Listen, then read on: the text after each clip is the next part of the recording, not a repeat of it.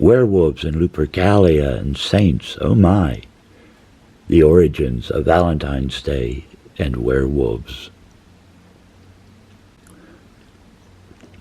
The story goes, Zeus reported to the rest of the gods that an infamous report of this unholy age had reached his ears, and hoping that it would prove to be false, the king of the gods decided to visit the world in human form.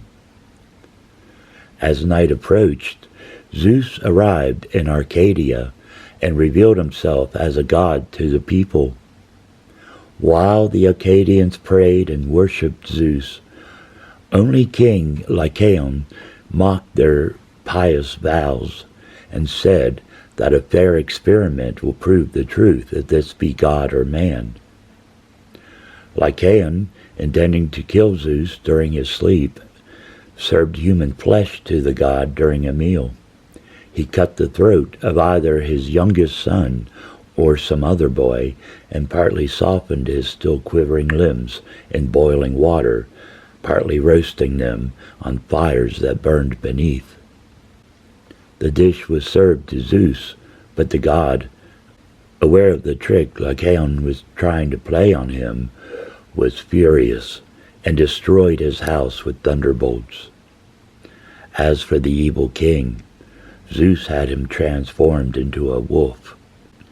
Terror-struck, he took to flight, and on the silent plains is howling in his vain attempts to speak. He raves and rages, and his greedy jaws, desiring their accustomed slaughter, turn against the sheep, still eager for their blood. His vesture separates into shaggy hair, his arms are changed to legs, and as a wolf he has the same gray locks, the same hard face, the same bright eyes, the same ferocious look.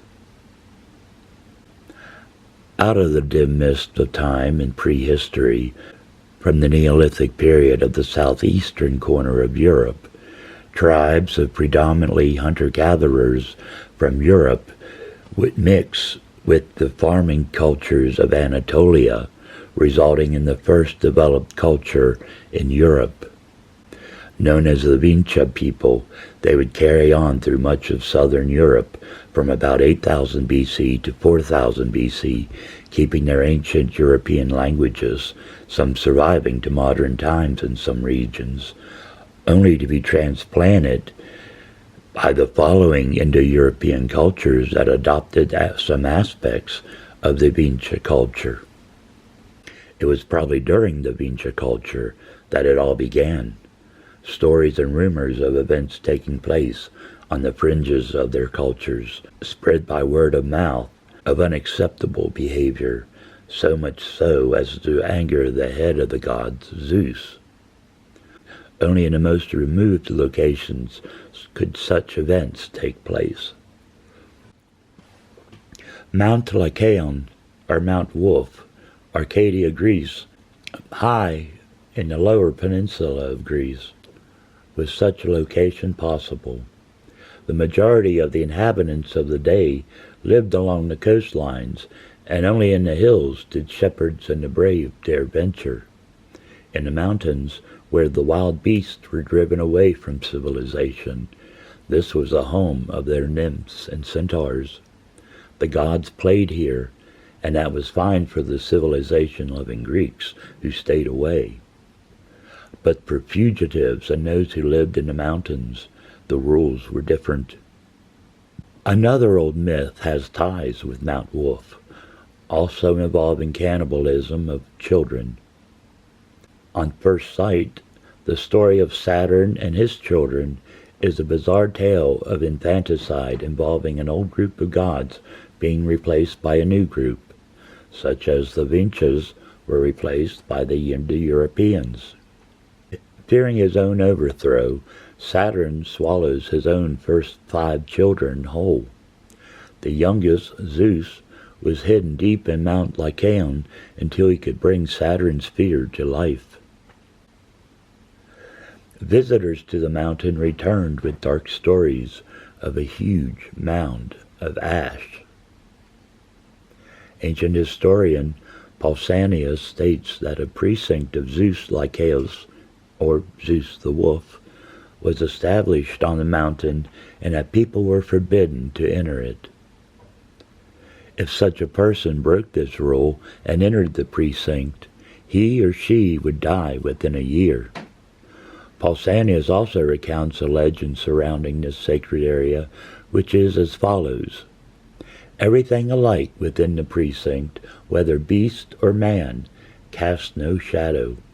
For this reason, when a beast takes refuge in the precinct, the hunter will not rush in after it, but remain outside, and though he sees the beast, can behold no shadow. Unlike any other religious precinct to a Grecian god, this particular one for Zeus had no fancy building appeasing for the approval of the god. All that existed in this particular precinct was a squared-off area covered in ash, with some statues of the god Zeus alone. A dark, foreboding square with thousands of years of accumulation of ash, which, if examined, held small trinkets left for the god. Or, on closer examination, they would see the pieces of bone. Pausanias' story goes darker. Ever since the time of Lycaon, a man has changed into a wolf at the sacrifice to Zeus Lycaeus. But that change is not for life, if, when he is a wolf, he abstains from human flesh. After 9 years, he becomes a man again. But if he tastes human flesh as a wolf, he will remain a beast forever. Clearly the story was old and shocking enough to produce not just one myth of cannibalism, but two. The big takeaway is the important role the wolf plays. The fact that the place is named after the wolf, and the king of the gods has his added to his title only in that region, shows the important role the wolf played in ceremonies. In ancient times, to become an animal meant to wear the skin of the animal and take on its mannerisms. A benefit of such an honor frequently was to be treated like a king for a specified amount of time. At the end of that period, the problem and sins of all the people of the community would be heaped upon the honoree, and they would be sacrificed. This seemed to be a variant of that type of story. Every 9 years, a festival to the wolf is held.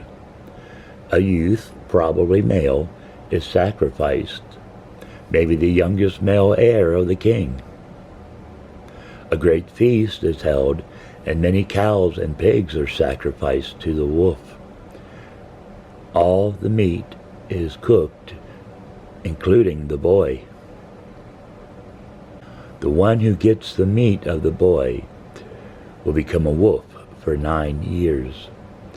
At the end of 9 years, the wolf is most likely allowed another chance at the feast.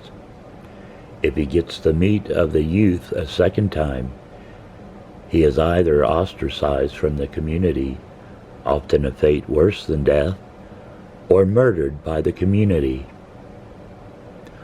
Archaeologists digging at the site have only uncovered just 7% of the entire area.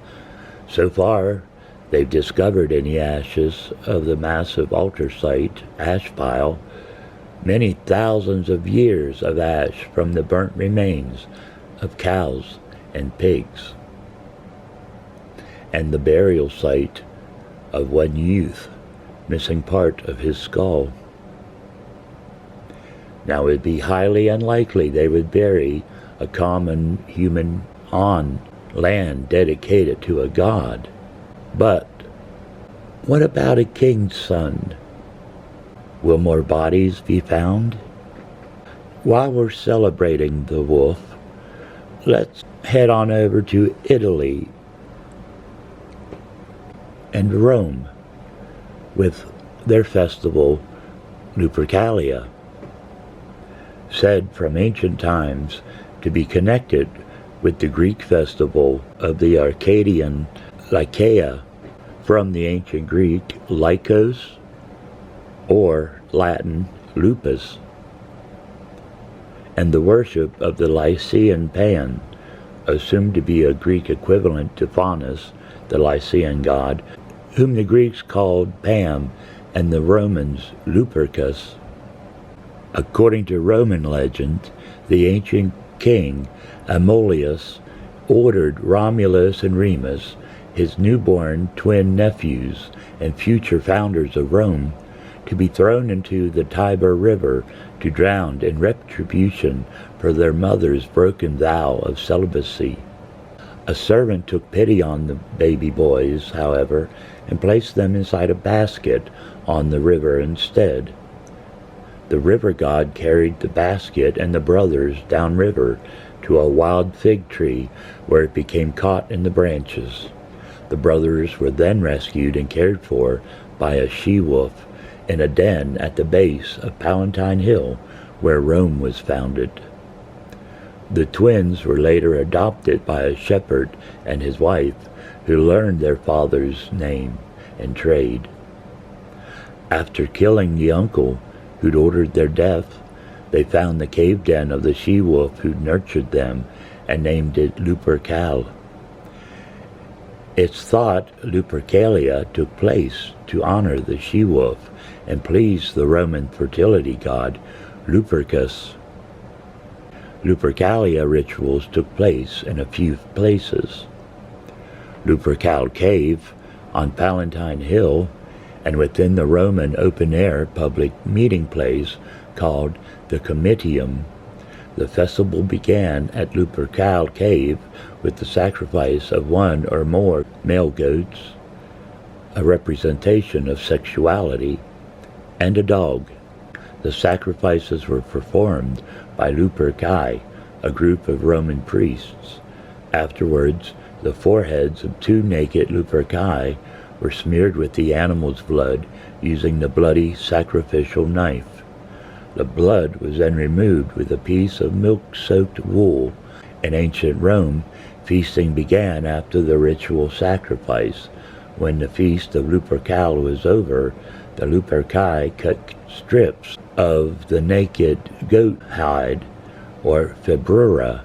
They ran naked or nearly naked around Palatine, whipping any women within striking distance with these thongs, or fibrura. During Lupercalia, the men randomly chose a woman's name from a jar to be coupled with them for the duration of the festival. Often the couples stayed together until the following year's festival. Many fell in love and married. Nakedness during Lupercalia lost popularity. The festival became more chaste, if still undignified, and women were whipped on their hands by fully clothed men. Later, Christian emperors, attempting to eradicate pagan practices, encouraged the more somber celebration of a saint whose story is a bit murky. There are several legends surrounding the life of Saint Valentine. The most common is that one, February 14th, during the 13th century AD, a man named Valentine was executed by the Roman Emperor Claudius II after being imprisoned for assisting persecuted Christians and secretly marrying Christian couples in love. As the story goes, during Valentine's imprisonment, he tried converting Claudius to Christianity. Claudius became enraged and ordered Valentine to reject his faith or be killed. He refused to forsake his faith, so Valentine was beheaded. Legend also tells another story that happened during Valentine's imprisonment after he tutored a girl named Julia, the blind daughter of his jailer, in fact. The legend states God restored Julia's sight after she and Valentine prayed together. On the eve of his execution, Valentine supposedly penned a note to Julia and signed it from your Valentine. Some historians believe more than one man named Valentine was executed by Claudius II. In fact, there was more than one Valentine even during the period of Claudius II, and many more over time. There was even a Valentinus, which could be construed as Valentine. Still, in spite of this association with a saint, the holiday retained a bit of the atmosphere of Lupercalia. The final transformation of the holiday to what we know it today was not the work of a ruler or the church, but a poet from the 14th century, Geoffrey Chaucer, author of the Canterbury Tales, which included the Handmaid's Tale. His Parliament of Fowls, a 699-line poem about birds choosing their mates, seems to be an unlikely source for what is now a $20 billion holiday industry, but the poem may have originally been written to honor a grand occasion, the marriage of King Richard II of England and Anne of Bohemia after 5 years of negotiations. While this royal marriage was more political alliance than love match, the type of love described in the poem is more in line with modern views on romance. The poem explores ideas about nature and natural conduct as opposed to the artificial codes of conduct adopted by those who considered love something that can be ruled and regulated. Sometimes these codes of conduct can lead to disaster. Think of any type of unrequited love. And Parliament of Fowls seems to focus more on the joys and miracles associated with love. Parliament of Fowls not only exemplifies an idealized version of love in the Middle Ages, but also represents women's increasing power over their own love lives. Though Parliament of Fowls was written 600 years ago, it still resonates today. Take, for example, the poem's opening lines. So short our lives, so hard the lessons, so difficult the tests, so sudden the final victory, so tenuous the hope of joy, that so easily evaporates into fear. This is what I mean by love. Not a bad quote if you still need to write that Valentine's Day card. And now you know the rest of the story.